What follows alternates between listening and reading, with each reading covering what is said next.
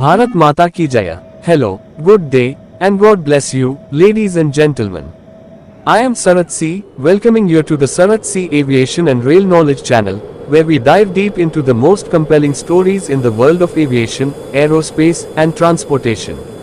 Today, we are going to explore one of the most intense, shocking, and unforgettable incidents in Indian civil aviation history, the full, real, and detailed story of the Indian Airlines Flight IC-814 hijacking, an event that tested the courage of passengers, the patience of negotiators, and the very resilience of a nation.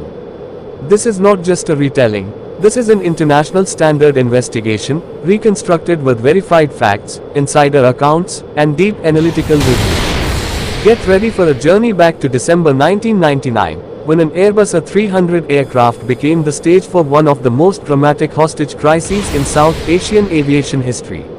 It was Friday, December 24, 1999, a day that began like any other for the crew and passengers of Indian Airlines Flight IC-814. The aircraft, an Airbus A300B2 registered as VTEDW, was scheduled to operate the Kathmandu-Delhi sector, a common route connecting Nepal's capital to India's national capital.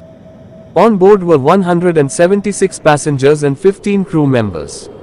The cockpit was commanded by Captain Devi Sharan, an experienced and composed pilot, assisted by First Officer Rajendra Kumar and Flight Engineer Anil Kumar Jajia.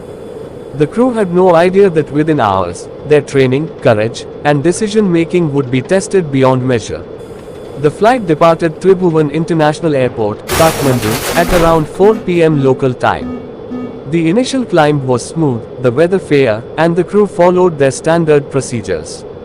But as the Airbus approached Indian airspace near Lucknow, events took a terrifying turn. At approximately 4:50 p.m., 5 armed men rose from their seats, faces partially covered, and brandishing knives, grenades, and pistols. They stormed the cockpit, forcing their way in, and ordered the pilots to change course. The hijackers identified themselves as members of Harkat-ul-Mujahideen, an Islamist extremist group. Their leader, later identified as Ibrahim Athar, spoke in a controlled yet threatening tone, demanding the aircraft be flown westward. In that instant, Captain Sharan and his crew had to make split-second decisions. Cockpit intrusion procedures were not as strict in the 1990s as they are today, reinforced cockpit doors and fortified security were yet to become the norm. The hijackers instructed the pilots to fly towards Lahore, Pakistan. But Pakistan airspace controllers denied immediate landing permission, forcing the aircraft into a holding pattern. Fuel concerns began to mount, and the stress levels in the cockpit rose sharply. Finally, after much pleading and relaying of urgency, Pakistan allowed the Airbus to land in Lahore for refueling. The scene on the tarmac was tense. The Pakistani authorities permitted only a minimal refueling operation. No rescue attempt was made, as the situation was highly volatile. Passengers were terrified, some had been blindfolded, others threatened at knife point. The hijackers made their demands clear: the release of key militants held in Indian prisons, including Maulana Masood Azhar, Ahmad Omar Saeed Sheikh, and Mushtaq Ahmad Zargar. These individuals were high-value prisoners with known terrorist links, making the situation not just a hostage crisis, but a geopolitical confrontation. From Lahore, the hijackers ordered the plane to take off again, this time heading for Dubai. During the flight, tensions boiled over, and one passenger, Rupam Katyal, was brutally stabbed and killed by the hijackers. His death sent shockwaves through the cabin. Fear spread like wildfire among passengers, and the crew's attempts to calm everyone were overshadowed by the visible danger. In Dubai, after long negotiations, the authorities allowed the aircraft to land.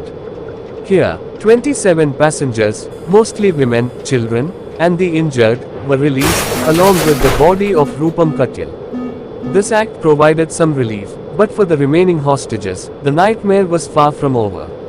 The next leg was the most fateful. The Airbus took off for Kandahar, Afghanistan, which at the time was under Taliban control. By December 25, the hijacked plane landed at Kandahar International Airport, and the Taliban militia surrounded the aircraft. The Taliban, though ideologically close to the hijackers, played the role of intermediaries in negotiations, but their position was complex. India had to send a team of negotiators, led by diplomat Vivek Kajju, to engage with both the hijackers and the Taliban. For 7 days, tense discussions took place, balancing the urgency of saving lives with the long-term security risks of releasing dangerous militants. Throughout the standoff, conditions inside the aircraft deteriorated. Passengers had minimal food, limited sanitation, and constant psychological trauma. The crew, especially Captain Sharan, demonstrated remarkable composure, often acting as a bridge between the hijackers and negotiators. The weather in Kandahar was cold, the mood tense, and international media closely followed every development. Finally, on December 31, 1999, the Indian government made the agonizing decision to concede to the hijackers' demands. Masood Azhar, Omar Sheikh, and Mushtaq Zargar were escorted to Kandahar and exchanged for the hostages. The moment the prisoners were handed over, the hijackers released all remaining passengers and crew. They then disappeared into Taliban-controlled territory, escaping justice. The IC-814 hijacking left a deep scar on India's aviation security and counter-terrorism strategies. The released militants went on to play major roles in future terror activities. Masood Azhar founded Jaish-e-Mohammed, responsible for the 2001 Indian Parliament attack and the 2019 Pulwama bombing. Omar Sheikh was later implicated in the murder of journalist Daniel Pearl.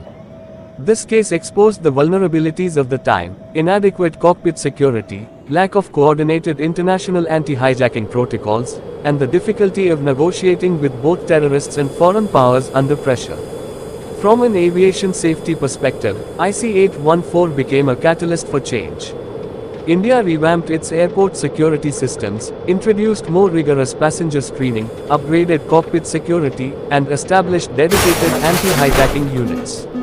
Internationally, the case reinforced the need for cooperative anti-terror frameworks.